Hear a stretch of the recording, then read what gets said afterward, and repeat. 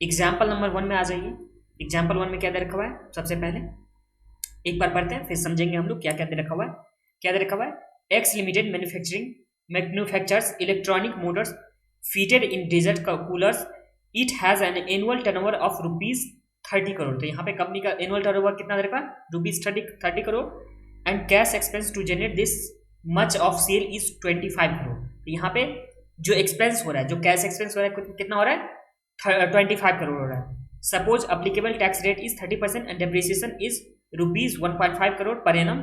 The table below is showing the tax, यहाँ पे ये वर्ड आप लोग मार्किंग कीजिए, showing tax sale due to depreciation under two scenarios, that is with and without depreciation। तो देखिए ये रहा हम लोग के पास सम्स रहा, जिसमें क्या दे रखा है सबसे पहले तो एनुअल टर्नओवर दे रखा हुआ है, उसके बाद जो कैश एक्सपेंस लग रहा है वो दे रखा हुआ है, एंड टैक्स रेट दे रखा हुआ है, एंड उसके बाद क्या दे रखा हुआ है, डेप्रिसिएशन दे रखा हुआ है हम लोग को सम्स में। अब यहाँ पे नीचे जो टेबल दे रखा हुआ है, ये जो टेबल दे रखा हुआ है, इस टेबल में क्या दे रखा हुआ है, तो इस टेबल में दे रखा हुआ है एक बार अगर डेप्रिसिएशन होता है तो, और एक बार डेप्रिसिएशन अगर नहीं होता है तो उस केस में क्या होगा कि कितना कैश फ्लो होने वाला है वो यहाँ पे इस टेबल में निकाला गया है।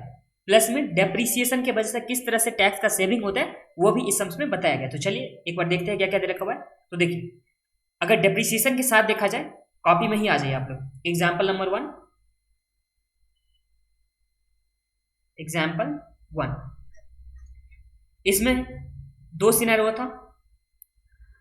एक सेकेंड उससे पहले लिख लूं।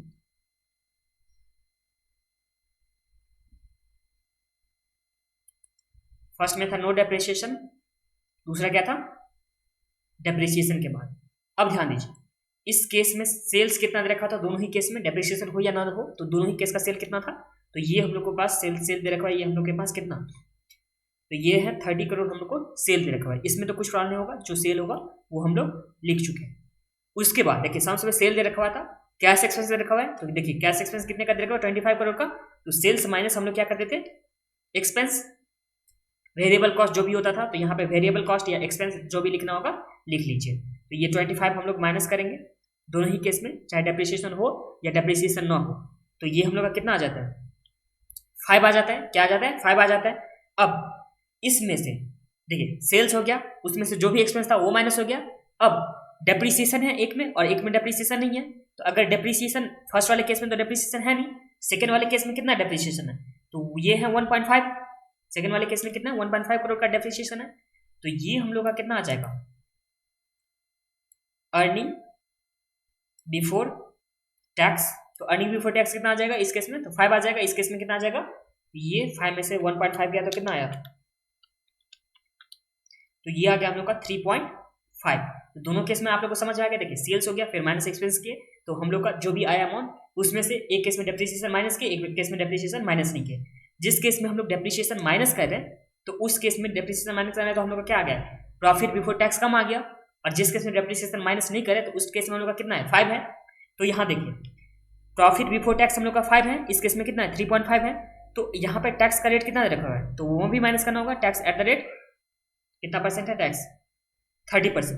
तो इस केस में अगर हम लोग टैक्स माइनस करते हैं 30%, तो फर्स्ट केस में तो टैक्स ज्यादा होगा ना, कैसे ज्यादा होगा, तो यहाँ देखिए 5 लाख का 30% हम लोग को करना होगा, 5 करोड़ का फर्स्ट केस में। बट सेकेंड केस में कितना, 3.5 करोड़ का ही कितना करना होगा, 30% करना होगा। इस केस में हम लोग को फर्स्ट केस में तो ज्यादा है ना प्रॉफिट बिफोर टैक्स, तो प्रॉफिट बिफोर टैक्स जैसे ही ज्यादा है तो उस केस में यहाँ पे टैक्स भी तो ज्यादा लगेगा। तो यहाँ टैक्स ज्यादा लग रहा है तो कितना टैक्स लगता है, 5 × 0.3, तो ये आ गया 1.5 टैक्स आ गया। एंड सेकेंड केस में आ गया टैक्स 3.5 × 0.3, तो ये आ गया 1.05।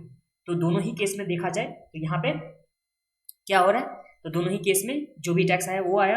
एंड उसके बाद देखा जाए after tax, earning after tax या प्रॉफिट आफ्टर टैक्स, ये कितना आ जाएगा, तो 5 में से 1 ये माइनस करते हैं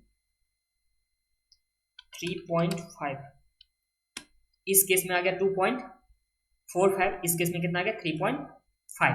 तो अर्निंग आफ्टर टैक्स दोनों ही केस में डिफरेंट आया। अब डेप्रिसिएशन तो हम लोग का देखिए इस केस में हम लोग क्या निकालना है, कैश फ्लो निकालना है। मेनली इस केस में क्या निकालना है, यहाँ तो हम लोग निकालना है कैश फ्लो। जब हम लोग कैश फ्लो निकाल रहे हैं तो इस केस में कैश फ्लो निकालना है, तो डेप्रिसिएशन है वो क्या है, नॉन कैश एक्सपेंस है। तो डेप्रिसिएशन की वजह से कैश फ्लो इनफ्लो या आउटफ्लो होता है, तो आंसर इज नो।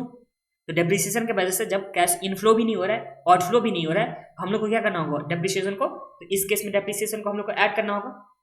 कितना से ऐड करना होगा, तो ये दे रखा होगा 1.5। अब जो कैश फ्लो देखा जाए, जो कैश फ्लो होगा डेप्रिसिएशन ऐड करने के बाद, तो आफ्टर टैक्स कैश फ्लो इस केस में कितना आ जाएगा 3.5 ही आएगा, और इस केस में कितना आ जाएगा, तो ये आ गया दोनों को ऐड करने के बाद 3.95। तो ये समझ में आया। तो डेप्रिसिएशन की वजह से किस तरह से यहाँ पे कैश इनफ्लो बढ़ जाता है, कैश डेप्रिसिएशन किस तरह से टैक्स सील का काम करता है। तो देखिए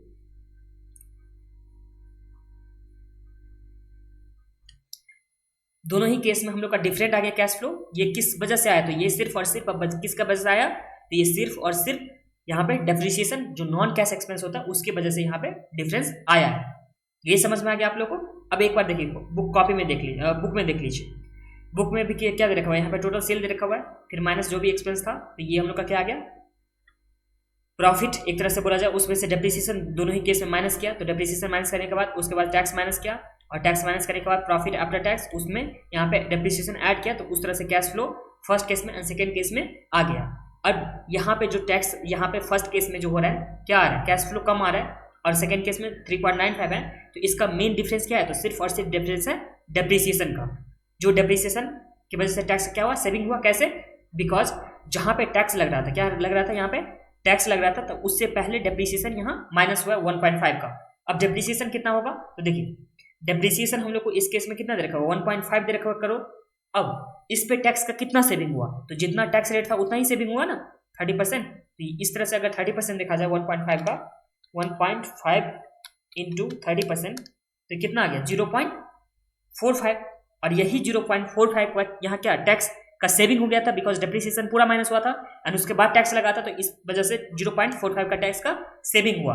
और इस दोनों का बीच का डिफरेंस भी देखा जाए तो ये कितना होगा 0.45 होगा। ये कैसे निकालेंगे, तो 3.95 माइनस 3.5, तो इसका डिफरेंस कितना आ गया, तो डिफरेंस आया 0.45।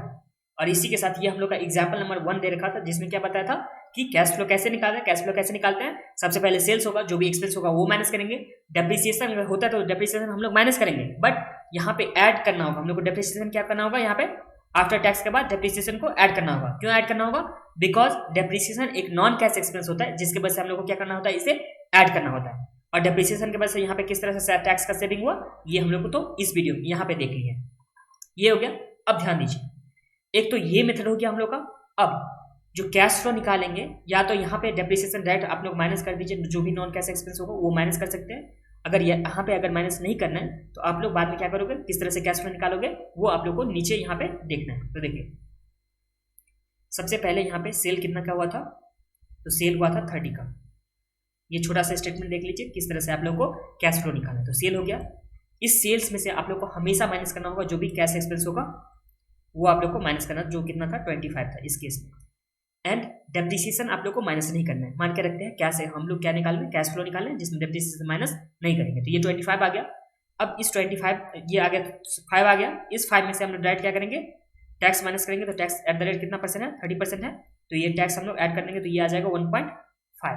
तो इस तरह से अगर देखा जाए प्रॉफिट आफ्टर टैक्स, तो ये कितना आ जाता है विदाउट डेप्रिसिएशन, तो ये आ गया कितना 3.5, कितना आ गया 3.5। एंड उसके बाद यहाँ पे जो टैक्स का सील हो रहा था, टैक्स सील कितने का टैक्स का सेविंग हो रहा था, तो ये हो रहा था हम लोग का, देखिए 1.5 था, 1.5 हम लोग का डेप्रिसिएशन दे रखा है, इस पे कितना टैक्स परसेंट, जो भी टैक्स का परसेंटेज दे रखा हो उतना हम लोग का सेविंग हो जाएगा। तो ये आ गया इस केस में 0.45 सेविंग, और इस टैक्स सेविंग को हम लोग क्या करेंगे यहाँ पे ऐड कर देंगे, 0.45 ऐड कर देंगे। तो इस तरह से हम लोग का ये जो अमाउंट आ जाएगा वो क्या आ जाएगा कैश फ्लो। तो कैश फ्लो कितना आ जाता है इस केस में, तो यहाँ का 3.95। तो ये भी आप लोग को समझ में आ गया कैश फ्लो कैसे निकालना है। कैश फ्लो सबसे पहले जो सेल्स होगा उसमें से जो भी एक्सपेंस होगा वो माइनस करेंगे।